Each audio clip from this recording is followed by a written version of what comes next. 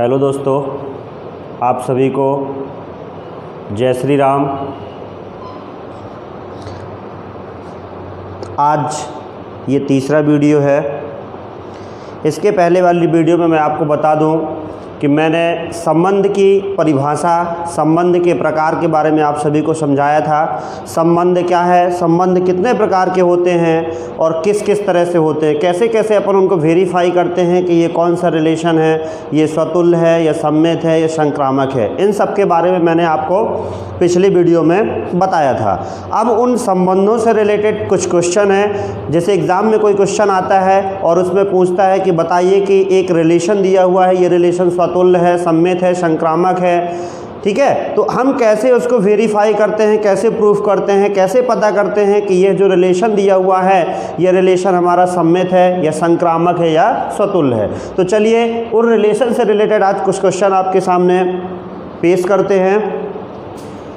संबंध पर कुछ उदाहरण है। पहला एग्जाम्पल मैं आपके सामने प्रस्तुत कर रहा हूं। माना R प्राकृत संख्याओं पर संबंध है जिसे x + 4y = 20 के द्वारा परिभाषित किया गया है। तो प्रांत और परास आपको ज्ञात करना है। मैंने प्रांत और परास की भी डेफिनेशन आपको बताई थी। एक रिलेशन दिया हुआ है, वो रिलेशन आपका है नेचुरल नंबर पर डिफाइन है। नेचुरल नंबर के बारे में तो सभी लोग जानते हैं, ऐसी संख्याएं जिनका उपयोग हम प्राकृतिक वस्तुओं को गिनने के लिए करते हैं। थोड़ा सा बता दूं कि नेचुरल नंबर ऐसी प्राकृत संख्याएं जिनका उपयोग हम प्राकृतिक वस्तुओं को गिनने के लिए करते हैं, वो सारी की सारी क्या कहलाती हैं, आपकी नेचुरल नंबर कहलाते हैं। एक चीज़ और बता दूं, नेचुरल नंबर को हिंदू अरेबिक संख्याएं भी कहा जाता है। प्राकृत संख्याओं को हिंदू अरेबिक संख्याएं भी कहा जाता है। हिंदू अरेबिक नंबर्स भी इन्हें कहा जाता है। आपके जो 12th के बाद जो भी बच्चे जो भी एग्ज़ाम देते हैं उनमें एक क्वेश्चन आता है कि प्रथम 10 हिंदू अरेबिक संख्याओं को लिखिए और उससे उनका औसत ज्ञात कीजिए। तो पहली चीज़ तो हमें पता होना चाहिए कि हिंदू अरेबिक नंबर कहलाते क्या हैं। तो मैं भैया आप लोगों को बता दूं कि नेचुरल नंबर को भी ही हिंदू अरेबिक संख्याएं कहते हैं। चलिए, नेचुरल नंबर होती हैं आपके 1 2 से लेकर के जो 1 2 3 4 5 ये सारी जो डिजिट कहलाती हैं 1 के अबव, ये नेचुरल नंबर्स कहलाते हैं। चलिए अपने क्वेश्चन पे आते हैं।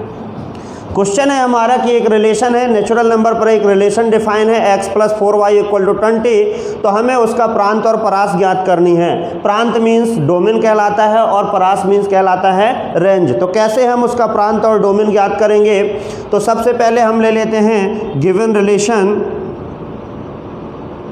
आपका रिलेशन क्वेश्चन में डिफाइन है कि x + 4y = 20 for each x y belongs to n। यह जो रिलेशन है ये प्रत्येक नेचुरल नंबर के लिए डिफाइन किया गया है। तो चलिए सबसे पहले आते हैं अपन यहाँ से एक वैल्यू फाइंड करते हैं। किसकी वैल्यू? y की। ये इक्वेशन गिवन है। इस इक्वेशन से यदि हम y की वैल्यू फाइंड करनी है तो ये हो जाएगा 4y = 20 - x, y = हो जाएगा आपका 20 - x / 4।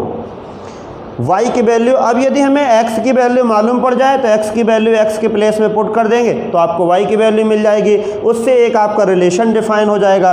तो x की वैल्यू, तो सबसे पहले अपन लेट कर लेते हैं। यदि x की वैल्यू अपन 4 ले लेते हैं, फॉर x = 4, देन y की वैल्यू क्या हो जाएगी आपकी? y की वैल्यू हो जाएगी 20 - 4 / 4, दिस इज इक्वल टू 16 / 4 = 4। जब हमने x की वैल्यू 4 ली तो y की वैल्यू हम क्या मिली? 4 मिली। सेकेंड, फॉर x = यदि हम x की वैल्यू क्या ले लेते हैं? 8 ले लेते हैं तो y की वैल्यू आपको मिलेगी 20 - 8 / 4, दिस इज इक्वल टू 20 में 8 सब्सट्रैक्ट करेंगे तो 12 / 4 = 4 3 जा 12। तो जब हमने x की वैल्यू 8 ली तो y की वैल्यू कितनी मिली आपको? 3 मिली। नेक्स्ट चलते हैं अपन, फॉर x = यदि x की वैल्यू अपन 12 लेते हैं तो y की वैल्यू क्या मिलेगी? 20 - 12 / 4। 20 में आप 12 सब्सट्रैक्ट करेंगे तो बचेगा 8, 8 / 4, 4 2 जा 8। नेक्स्ट, फॉर x = यदि अपन क्या ले लेते हैं? अब 16 लेते हैं तो 16 = हो जाएगा आपका 20 - 16 / 4, दिस इज इक्वल टू 4 / 4 = 1। हमने x की वैल्यू 4 ली तो y की वैल्यू 4 मिली, x की वैल्यू 8 लिए तो y की वैल्यू 3 मिली, x की वैल्यू 12 लिए तो y की वैल्यू 2 मिली, x की वैल्यू 16 लिए तो y की वैल्यू क्या मिली, 1 मिली। ये एक रिलेशन डिफाइन था। यदि हम इसको रिलेशन के फॉर्म में लिखते हैं, therefore r equal to X Y such that X Y belongs to natural number, तथा और क्या डिफाइन था, x plus 4y equal to 20। ये इस प्रकार का एक रिलेशन था जिसकी हमने वैल्यू फाइंड की है। तो यदि हम उसको पूरी तरह से कंप्लीटली रिलेशन के फॉर्म में लिखना चाहें तो ये x y के टर्म में, तो भैया हमने x की वैल्यू जब 4 ली थी तो y की वैल्यू क्या मिली थी, 4। दिस मीन्स ये हो गया आपका 4 4। इसके बाद जब हमने x की वैल्यू 8 ली तो y की वैल्यू क्या मिली थी, 3। इसके बाद जब हमने x की वैल्यू क्या लिए, 12 लिए तो y की वैल्यू क्या मिली थी आपको, 2। और x की वैल्यू जब हमने 16 ली तो y की वैल्यू क्या मिली थी, 1। ये एक आपका जो एक न्यूमेरिकल इक्वेशन के फॉर्म में एक क्वेश्चन दिया हुआ था, इक्वेशन एक दिया हुआ था रिलेशन का, उस इक्वेशन को हमने कन्वर्ट करके कंप्लीटली रिलेशन के फॉर्म में कन्वर्ट कर दिए हैं। अब इससे आपको बड़ी आसान तरीके से बता देंगे, इससे देख करके हम बड़ी आसानी से बता सकते हैं कि हमारा इसका रेंज क्या होगा, डोमेन क्या होगा, प्रांत क्या होगा और परिसर क्या होगा। पहले दिन मैंने आपको, यदि मैं इसको डायग्राम के फॉर्म में कन्वर्ट करना चाहूँ तो ये आपका इस तरह से हो जाएगा। एक रिलेशन ये हो गया आपका फर्स्ट, यदि ये x हो गया है और ये सेकेंड क्या है आपका y, तो r such that x to y, r एक रिलेशन है जो कहाँ है, x से y में है। x में यहाँ पे कितने एलिमेंट्स हैं, x के एलिमेंट्स आपने लिए 4 8 12 और 16, तो ये हो गया आपका 4 8 12 और 16। y के आपको एलिमेंट्स जब आपने 4 लिया तो आपको y के एलिमेंट्स मिले 4 3 2 1। भैया 4 का रिलेशन किससे, जब आपने x की वैल्यू 4 ली तो आपको y की वैल्यू क्या मिली, 4। मतलब 4 का रिलेशन किससे हो गया, 4 से। जब आपने x की वैल्यू 8 ली तो y की वैल्यू क्या मिली, 3, तो 8 का रिलेशन 3 से हो गया। जब आपने 12 लिया x की वैल्यू तो y की वैल्यू 2 मिली, मतलब 12 का रिलेशन किससे हो गया, 2 से। और 16 का रिलेशन किससे हो गया, 1 से। कंप्लीटली इस तरह का डायग्राम बनाने के बाद में हमें चाहे डोमेन फाइंड करना हो, चाहे कोडोमेन फाइंड करना हो या रेंज फाइंड करना हो, उसमें हमें किसी प्रकार का कोई कंफ्यूजन नहीं होता है। अब मैंने आपको डोमेन की डेफिनेशन बताई थी कि जो फर्स्ट सेट आपका x दिया है, जो फर्स्ट सेट की टोटल वैल्यू होती है उसका जो सेट होता है वो टोटल पूरा जो सेट है वो सेट कहलाता है आपका डोमेन। मीन्स यदि हम इस रिलेशन r जो आपका दिया था तो हम आपसे कहें कि r का प्रांत क्या होगा, तो r का प्रांत यानी कि domain of r equal to क्या हो जाएगा, set of all elements of x, x के सभी सदस्यों का एक समुच्चय। मीन्स x के सभी सदस्य आपके 4 8 12 और 16, ये आपका निकाल आया क्या, डोमेन। इसके बाद आता है सेकंड क्वेश्चन इसमें किया है, फर्स्ट आपको डोमेन फाइंड करना था और सेकंड क्या फाइंड करना था, रेंज फाइंड करना था। मतलब r का परास, रेंज ऑफ r। तो मैंने आपको बताया था कि जो सेकंड सेट होता है उस सेकंड सेट के सभी अवयवों का एक समुच्चय, और ऐसे अवयवों का एक समुच्चय जो फर्स्ट सेट के साथ कुछ ना कुछ रिलेशन रखते हो। ऐसे अवयवों का सेट नहीं जिनका x के साथ कोई रिलेशन नहीं है, ऐसे एलिमेंट्स का सेट जिनका x के साथ रिलेशन है। तो इसमें y में जितने भी एलिमेंट्स दिए हैं सभी के सभी का रिलेशन किससे है, all elements are related to x। तो ये सभी के सभी एलिमेंट्स जो आपके हैं वो x से रिलेटेड हैं। मीन्स ये हो जाएगा आपका 4 3 2 1। ये क्या निकल आया आपका, परास निकल आया। तो इस तरह से यदि हमें कोई रिलेशन डिफाइन है तो हम उसका क्या निकालते हैं, डोमेन निकालते हैं और रेंज निकालते हैं। और इस तरह के क्वेश्चन आपके एग्ज़ाम में आते ही आते हैं। 12th के बाद में आप चाहे पीईटी का एग्ज़ाम दीजिए, AIEEE का एग्ज़ाम दीजिए, NDA का एग्ज़ाम दीजिए या JEE मेंस का एग्ज़ाम दीजिए। इस तरह के जो एग्ज़ाम होते हैं उन एग्ज़ाम में भी एक क्वेश्चन आता है कि रेंज और डोमेन और कोडोमेन फाइंड करिए। इसके पहले जब तक सिलेबस चेंज नहीं हुआ था तो आपका 8 चैप्टर में ट्रिग्नोमेट्री के साथ में इसका एक छोटा सा पार्ट दिया रहता था, जिसको डिटेल ना होने के कारण ना तो टीचर पढ़ाते थे और ना ही स्टूडेंट पढ़ते थे। इसका बहुत नुकसान होता था, लेकिन अब अच्छा कर दिया है कि आपके सिलेबस में फर्स्ट चैप्टर में भी ही इसको ज्वाइन कर दिया है, जिसके कारण और कम से कम 8 मार्क्स का इससे आपके 12th के एग्ज़ाम में भी आता है। फर्स्ट लेसन से 8 मार्क्स का 5 नंबर का एक क्वेश्चन और 3 मार्क्स के ऑब्जेक्टिव टाइप, जिसके कारण बच्चे भी थोड़ा सा पढ़ते हैं और 12th के बाद कोई भी एग्ज़ाम यदि आप देते हो तो मे बी 99% आने के चांस रहते हैं। तो इस तरह से हम क्या निकालते हैं, किसी भी सेट का या किसी रिलेशन का हम डोमेन और कोडोमेन और साथ ही रेंज फाइंड करते हैं। यदि इसका स्क्रीनशॉट लेना चाहें तो आप लोग ले सकते हैं। इसके बाद चलते हैं हम नेक्स्ट एग्जाम्पल में। इसमें तो हमें डोमेन और रेंज फाइंड करना था। अब नेक्स्ट एग्जांपल में हम आपको बताते हैं कि यदि कोई रिलेशन डिफाइन है तो उस रिलेशन को हम कैसे बताएंगे कि कौन सा रिलेशन है, सम्मित है, संक्रामक है या फिर वो ट्रांजिटिव रिलेशन है। चलिए नेक्स्ट एग्जांपल पे चलते हैं।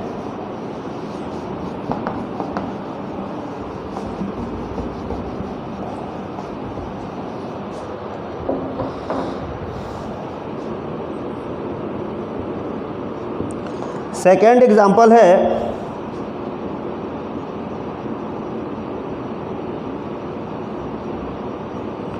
सिद्ध कीजिए कि समुच्चय 1 2 3 में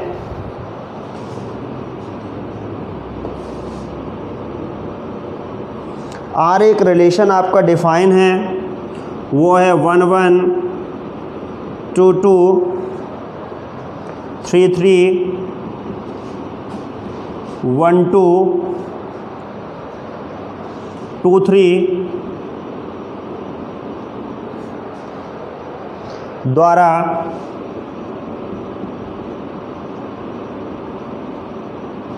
प्रदत्त संबंध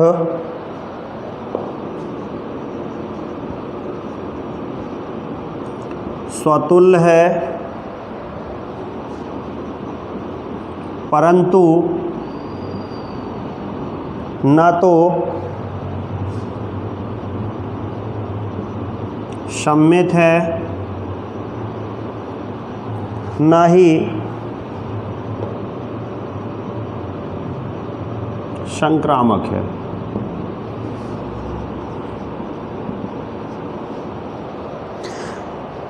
तो क्वेश्चन कहता है कि सिद्ध कीजिए कि समुच्चय 1 2 3 ये आपका एक सेट डिफाइन है। 1 2 3 में एक रिलेशन R आपका डिफाइन है, वो इस तरह से डिफाइन है कि 1 का रिलेशन 1 से है, 2 का रिलेशन 2 से है, 3 का रिलेशन 3 से है, 1 का रिलेशन 2 से है और 2 का रिलेशन 3 से है। तो कहता है ये जो रिलेशन है, ये रिलेशन आपको प्रूफ करना है कि स्वतुल्य है, परंतु ना तो सम्मित है और ना ही संक्रामक है। ये जो रिलेशन है आपका, ये रिफ्लेक्सिव रिलेशन है, लेकिन सिमेट्रिक और ट्रांजिटिव नहीं है। ये आपको प्रूफ करना है। तो सबसे पहले क्या करते हैं कि जो आपका सेट दिया हुआ है उसको लिख लेते हैं। समुच्चय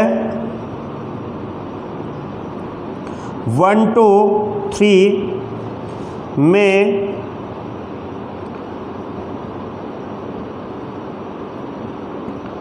परिभाषित संबंध R = 1 1 2 2 3 3 1 2 2 3 ये आपको एक सेट दिया है। उस सेट में एक रिलेशन 1 1 2 2 3 3 1 2 2 3 डिफाइन है। दैट इज़, इसका मतलब है, मैं थोड़ा और इसको डिफाइन कर दूं कि 1 का रिलेशन 1 से है, 2 का रिलेशन 2 से है, 3 का relation 3 related to 3, 1 related to 2 और 2 रिलेटेड टू 3। 1 का रिलेशन 1 से है, 2 का रिलेशन 2 से है, 3 का रिलेशन 3 से है, 1 का रिलेशन 2 से है और 2 का रिलेशन 3 से है। तो हमें बताना है कि ये जो रिलेशन डिफाइन है, ये रिलेशन आपका रिफ्लेक्सिव तो है, लेकिन ना ही सिमेट्रिक है और ना ही ट्रांजिटिव है। इसके लिए फर्स्ट क्या दिया हुआ है, फर्स्ट हमें प्रूफ करना है आपको रिफ्लेक्सिव, तो इसके लिए आपको रिफ्लेक्सिव, सिमेट्रिक और ट्रांजिटिव तीनों की डेफिनेशन आपके दिमाग में घूमनी लगनी चाहिए। जैसे ही हमारे दिमाग में आया कि हमें ये प्रूफ करना है तो इनकी डेफिनेशन आपके दिमाग में तुरंत आ जाना चाहिए कि रिफ्लेक्सिव रिलेशन क्या है, सिमेट्रिक रिलेशन क्या है, ट्रांजिटिव रिलेशन क्या है। थोड़ा सा मैं याद दिला दूं, शायद आप लोगों को भूल गया हो। रिफ्लेक्सिव रिलेशन का मतलब होता है जब किसी भी एलिमेंट का स्वयं से रिलेशन हो, वो कहलाता है रिफ्लेक्सिव रिलेशन। मींस यदि 1 का रिलेशन 1 से है, 2 का रिलेशन 2 से है, कोई भी डिजिट हो यदि वो स्वयं से रिलेटेड है तो एक ऐसा जो रिलेशन होता है वो कहलाता है आपका रिफ्लेक्सिव रिलेशन। सिमेट्रिक रिलेशन का मतलब है कि यदि 1 का रिलेशन 2 से है और 2 का रिलेशन भी किससे होना चाहिए, 1 से होना चाहिए। यदि हमारा रिलेशन किसी से है तो उसका भी रिलेशन हमसे हो, तब वो क्या कहलाता है। यदि भाई का रिलेशन बहन से है तो बहन का भी रिलेशन भाई से होगा, तो ऐसा एक रिलेशन जो होता है वो कहलाता है आपका सिमेट्रिक रिलेशन। और जो ट्रांजिटिव रिलेशन होता है उसका मतलब होता है कि यदि 1 का रिलेशन किसके साथ है, यदि 1 का रिलेशन किसके साथ है, 2 के साथ है, 1 रिलेटेड टू 2 और 2 रिलेटेड टू 3, तो भैया 1 का रिलेशन किससे होना चाहिए, 3 से होना चाहिए। ऐसा रिलेशन कहलाता है आपका ट्रांजिटिव रिलेशन। तो आपको बताना है कि जो रिलेशन डिफाइन है इस रिलेशन में क्या ये आपका रिफ्लेक्सिव है, सिमेट्रिक है या ट्रांजिटिव है। चलिए आते हैं क्वेश्चन पे। क्या दिया हुआ है, सिंस 1 2 3 ये कहाँ बिलोंग करता है, जो आपका 1 2 3 है ये किस में है, एक सेट ए में है, जो आपका सेट डिफाइन है ए इक्वल टू, इस सेट में आपका 1 2 3 बिलोंग करता है। साथ ही 1 1 2 2 3 3 बिलोंग्स टू आर। मैंने अभी आपको बताया कि यदि किसी भी डिजिट का ए के सारे एलिमेंट्स यदि सेल्फ से रिलेटेड हैं, 1 भी सेल्फ से रिलेटेड है, 2 भी सेल्फ से रिलेटेड है, 3 भी सेल्फ से रिलेटेड है, तो यह रिलेशन क्या कहलाता है, आपका रिफ्लेक्सिव रिलेशन कहलाता है। तो इस क्वेश्चन में 1 1 1 का रिलेशन किसके साथ है, 1 related to 1, 2 related to 2 and 3 related to 3 belongs to R. तो भैया सारे के सारे जो एलिमेंट्स हैं वो सेल्फ से रिलेटेड हैं, इसलिए हमारा जो दिया गया संबंध है वो कैसा संबंध है, स्वतुल्य संबंध है। अतः आर समुच्चय ए पर सममित है। A is relation R is reflexive on set ए।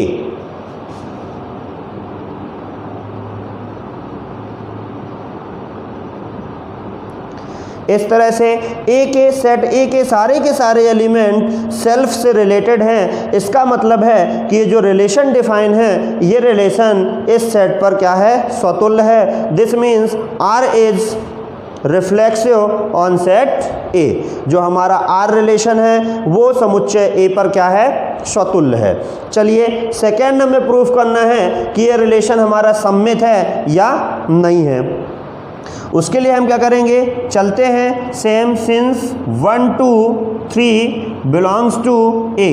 1 2 3 किसके एलिमेंट्स हैं, ए के एलिमेंट्स हैं। तथा सममित में मैंने आपको बताया कि यदि 1 का रिलेशन 2 से है तो 2 का भी रिलेशन किससे होना चाहिए, 1 के साथ होना चाहिए, तभी वो रिलेशन क्या कहलाता है, आपका सममित रिलेशन या सिमेट्रिक रिलेशन कहलाता है। इसका मतलब कि यदि 1 का रिलेशन 2 से है, मीन्स 1 2 दिया हुआ है, 1 का रिलेशन 2 से है, ये आर में बिलोंग करता है, लेकिन बट 2 का रिलेशन 1 से does not belongs to R. This means यदि दूसरी भाषा में लिखना चाहें तो 1 related to 2 belongs to R, but 2 related to 1 does not belongs to R. इसका मतलब 1 का रिलेशन 2 से तो है, लेकिन 2 का रिलेशन 1 से नहीं है। इसका मतलब क्या हुआ कि ये जो रिलेशन है ये आपका सममित नहीं है। अतः आर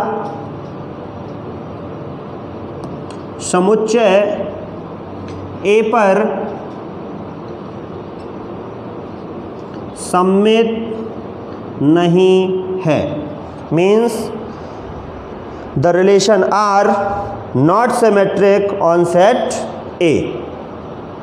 थर्ड आपका बचा हुआ है, थर्ड जो हमें प्रूफ करना है वो थर्ड कहता है कि बताइए रिलेशन आर सेट ए पर ट्रांजिटिव है कि नहीं है। उसके लिए मैंने आपको बताया कि यदि 1 का रिलेशन 2 से है, 2 का रिलेशन 3 से है, तो 1 का भी किससे होना चाहिए, 3 से, तब वो ट्रांजिटिव कहलाता है। इसका मतलब है सिंस 1 2 3 बिलोंग्स टू ए, 1 2 3 किसके एलिमेंट हैं, सेट ए के एलिमेंट्स हैं, तथा 1 रिलेटेड टू 2 कहाँ बिलोंग करता है, 1 का रिलेशन किससे होना चाहिए, 1 रिलेटेड टू 2, 1 का रिलेशन 2 से होना चाहिए। भैया रिलेशन आर में दिया है, मतलब 1 related to 2 belongs to R. अब 2 रिलेटेड टू 3 तो वो भी आपको दिया हुआ है, 2 related to 3 belongs to R, ये भी दिया है। बट 1 रिलेटेड टू 3 या 1 का रिलेशन यदि 3 से कहें तो does not belongs to R. दूसरी भाषा में यदि हम इसको लिखें कि 1 का रिलेशन 2 से है और 2 का रिलेशन किससे है, 3 से है, लेकिन 1 का रिलेशन 3 से नहीं है। अर्थात यह जो आपका रिलेशन दिया गया है यह रिलेशन संक्रामक नहीं है, क्योंकि यदि 1 का रिलेशन 2 से है, 2 का रिलेशन 3 से है, तो 1 का भी रिलेशन 3 से होना चाहिए, तभी वो कहलाता है संक्रामक संबंध। अतः संबंध आर समुच्चय ए पर संक्रामक नहीं है। इस तरह से एक सेट दिया गया था, उस सेट पर एक रिलेशन ऑलरेडी डिफाइन था, हमने उसको डिफाइन नहीं किया, ऑलरेडी डिफाइन था, ना तो हमें उसे फाइंड करना पड़ा। उस रिलेशन को हमें बताना था कि इस सेट पर यह रिलेशन स्वतुल्य है लेकिन सम्मित नहीं है और संक्रामक नहीं है। तो हमने देखा कि इस क्वेश्चन से एक सेट ए पर ये जो सेट दिया हुआ था ये एक रिलेशन डिफाइन था। इस रिलेशन से हमने देखा कि इसके जितने भी एलिमेंट थे वो सेल्फ से रिलेटेड थे, तो यह स्वतुल्य तो है, लेकिन जो एलिमेंट्स है वो अदर से रिलेटेड नहीं है। इसका मतलब ये जो रिलेशन दिया है ये सेट 1 2 3 पर स्वतुल्य है, लेकिन ना ही यह सम्मित है और ना ही संक्रामक है। दिस मीन्स जो रिलेशन आपका आर है, relation R is reflexive on set A, but this is not symmetric and not transitive on set A। चलिए इसका भी यदि क्वेश्चन का स्क्रीनशॉट लेना चाहें तो आप लोग ले सकते हैं। इसके बाद चलते हैं हम नेक्स्ट क्वेश्चन पे। वो क्वेश्चन होगा कि आपको यदि सेट तो दिया है लेकिन रिलेशन डिफाइन नहीं होगा, तो पहले आपको रिलेशन डिफाइन करना पड़ेगा। इसके बाद में रिलेशन डिफाइन करने के बाद हमें क्वेश्चन को सॉल्व करना होगा कि वह स्वतुल्य है या सम्मित है या संक्रामक है या प्रतिसम्मित है। चौथा आपका रिलेशन प्रतिसम्मित है, उसका इस क्वेश्चन में जिक्र नहीं हुआ है, इसलिए हमने उसको प्रूव नहीं किया है। तो चलिए नेक्स्ट क्वेश्चन।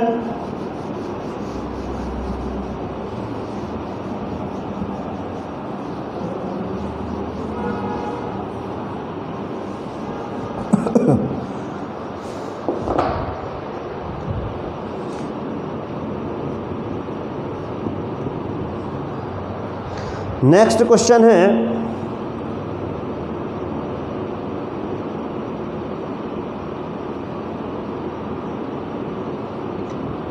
जांच कीजिए कि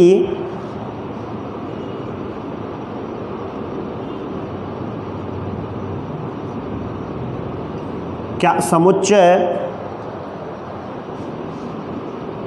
1 2 3 4 5 6 में are AB such that B equal to A plus 1 द्वारा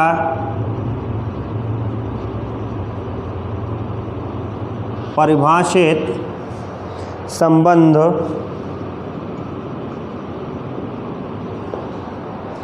R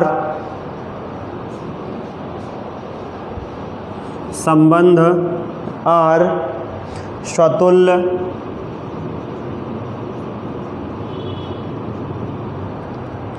सममित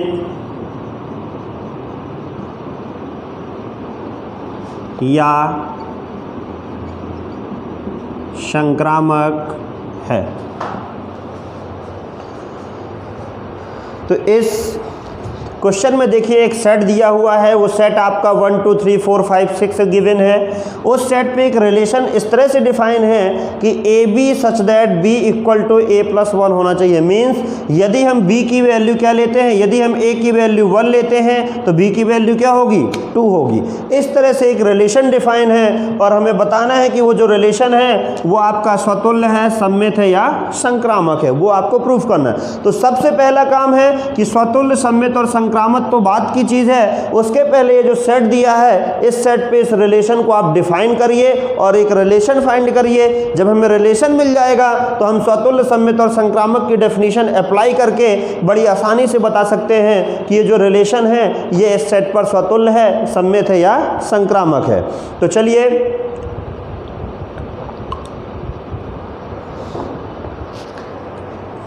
क्या दिया हुआ है सेट, सॉल्व करते हैं इस क्वेश्चन को।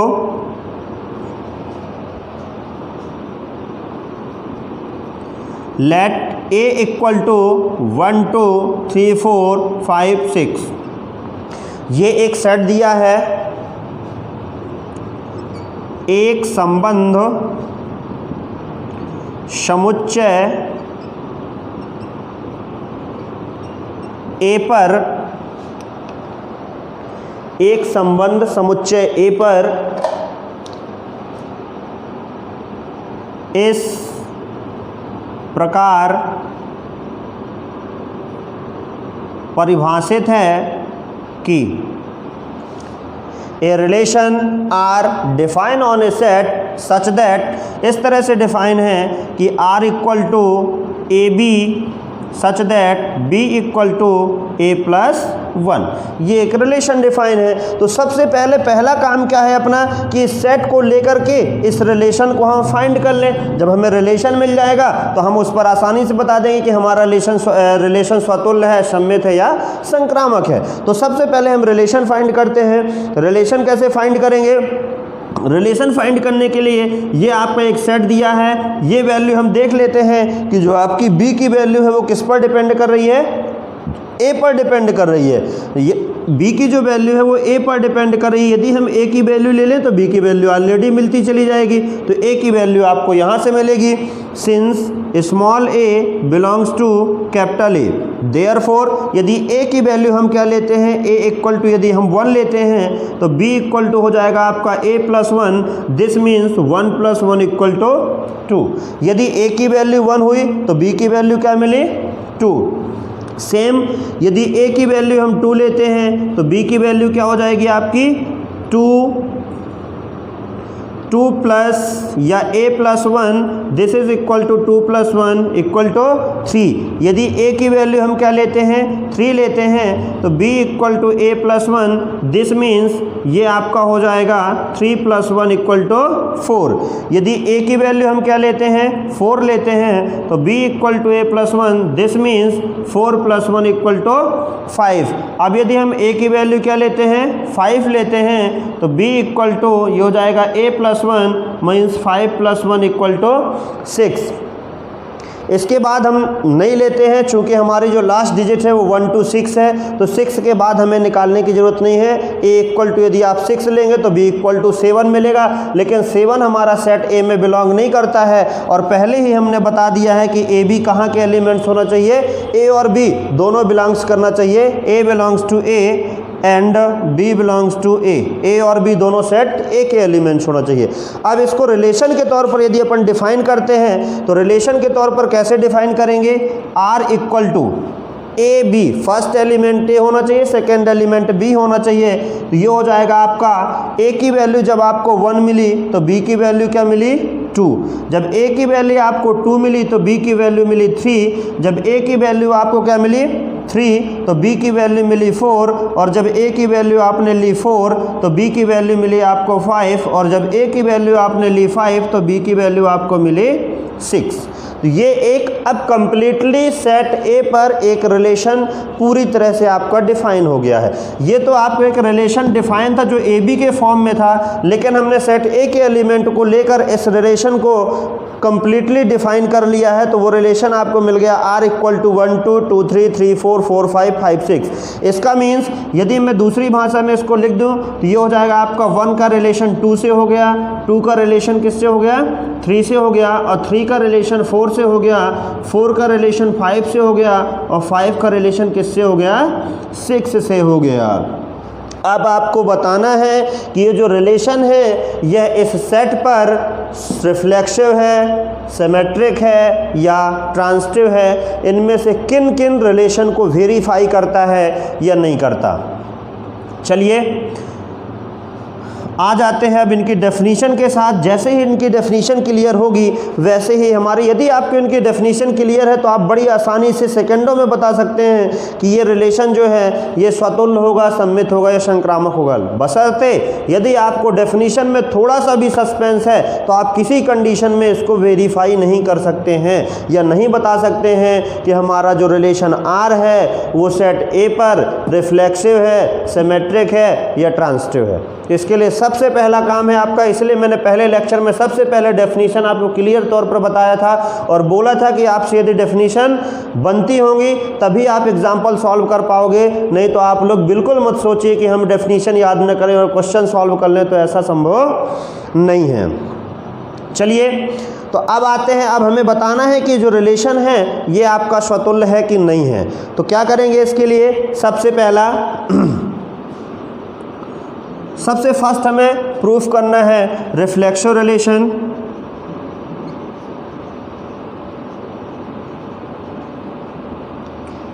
इसके लिए क्या करेंगे, तो रिफ्लेक्सिव रिलेशन के लिए मैंने आपको बताया कि यदि ए के जितने भी एलिमेंट्स हैं उनका सेल्फ से रिलेशन है तो वो कहलाता है आपका स्वतुल्य संबंध। तो पहले ही एलिमेंट्स पर अपन चलते हैं। सिंस 1 किसका एलिमेंट्स है, 1 बिलोंग्स टू ए। 1 किसका एलिमेंट्स है, 1 बिलोंग्स टू ए, बट भैया 1 का रिलेशन 1 से होना चाहिए, अर्थात 1 related to 1 does not belongs to R. 1 का रिलेशन 1 से हो मीन्स 1 1 आपको इसमें कहीं दिख रहा है क्या, कहीं नहीं दिख रहा है। तो जब 1 ए का एलिमेंट्स है लेकिन 1 का रिलेशन 1 से है नहीं है, वो आपका रिलेशन आर में नहीं है, इसका मतलब ये जो आपका रिलेशन दिया हुआ है, अतः जो आपका रिलेशन आर है वो सेट ए पर समुच्चय ए पर स्वतुल्य नहीं है। क्या नहीं है, स्वतुल्य नहीं है। मतलब ये जो रिलेशन है आपका R does not reflexive on set A. Second आपको बताना है सिमेट्रिक रिलेशन। सिमेट्रिक का मतलब होता है कि यदि 1 का रिलेशन 2 से है तो 2 का रिलेशन भी किससे होना चाहिए, 1 से होना चाहिए। This means since 1 and 2 belongs to 1 and 2 belongs to A, ठीक है, बट 1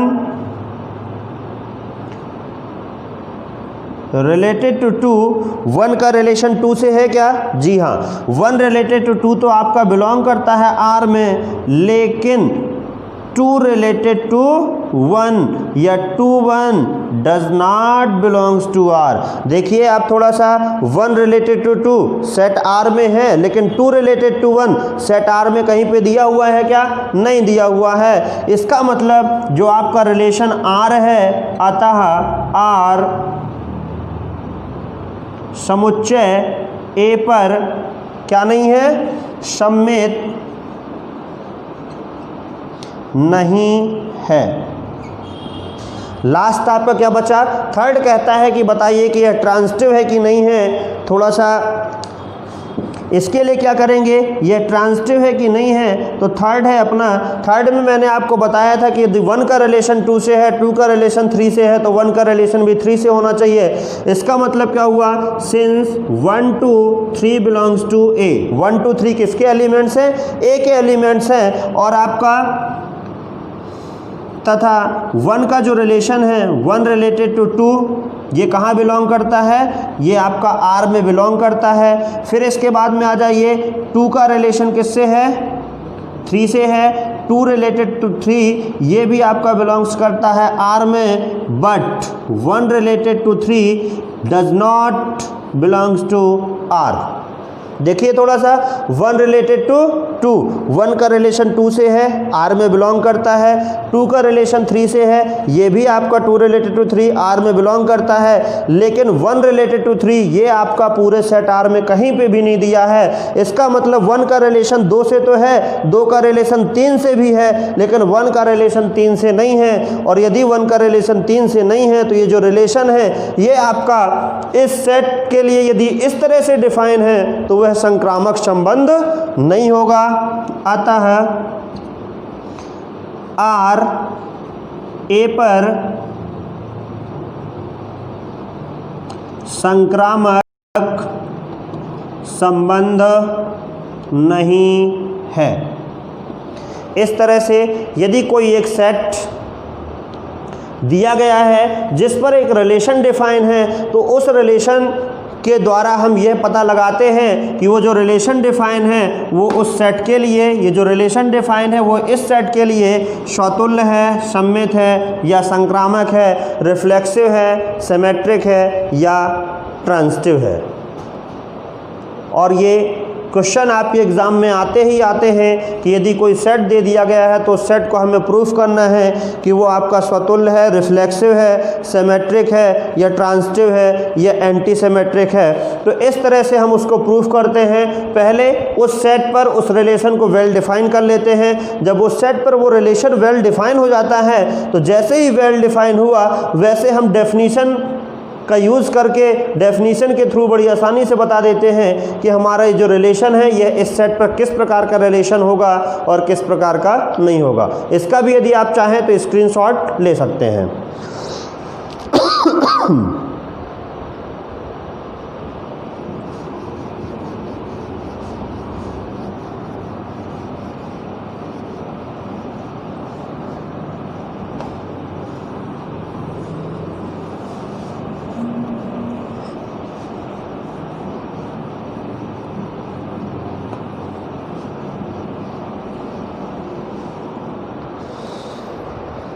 चलिए इसके बाद अब आपका नेक्स्ट एग्ज़ाम्पल तो बहुत सारे हैं, कहिए तो मैं कुछ और एग्ज़ाम्पल, तरह तरह के एग्ज़ाम्पल हैं। कुछ अभी तो आपको less than are equal to वाले एग्ज़ाम्पल नहीं है, कुछ एग्ज़ाम्पल आएंगे जिनमें आपको एक रिलेशन ए बी दिया होगा और इस तरह से रिलेशन वो सच दैट इस तरह से डिफाइन है कि ए बी यदि आपका किस में है, a b belongs to natural number, यदि ए बी नेचुरल नंबर के एलिमेंट्स हैं तो कहता है कि a less than are equal to b. एक ऐसा रिलेशन डिफाइन करिए कि ए की वैल्यू बी से क्या होनी चाहिए, लेस होनी चाहिए। तो सबसे पहले हम इसको एक वेल डिफाइन कर लेंगे, ठीक है। सबसे पहला काम है कि जो रिलेशन आपका शॉर्ट फॉर्म में ए बी के टर्म में डिफाइन रहता है उस रिलेशन को इस तरह से डिफाइन कर लीजिए। अपनी भाषा में पहले आप डिफाइन कर लीजिए, ए और बी कोई नेचुरल नंबर लीजिए। ए की वैल्यू हमें इस तरह से लेनी है कि वो बी से क्या होनी चाहिए, कंप्लीटली लेस होनी चाहिए।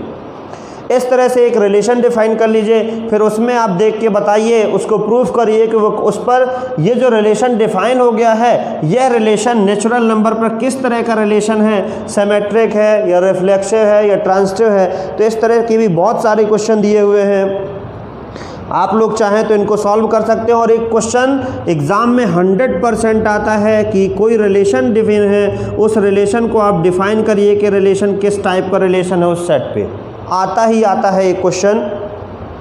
इसके बाद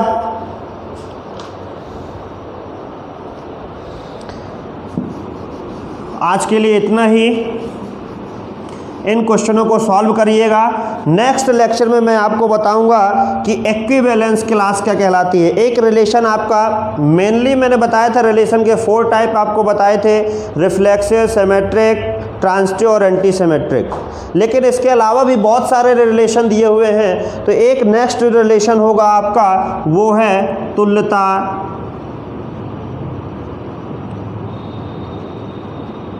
संबंध, इक्विवेलेंस रिलेशन। इस रिलेशन के बारे में हम नेक्स्ट लेक्चर में पढ़ेंगे और इसी से रिलेटेड फिर आपको मिलेगा इक्विवेलेंस रिलेशंस के आगे जैसे जाएंगे तो आपको मिलेगा इक्विवेलेंस क्लास।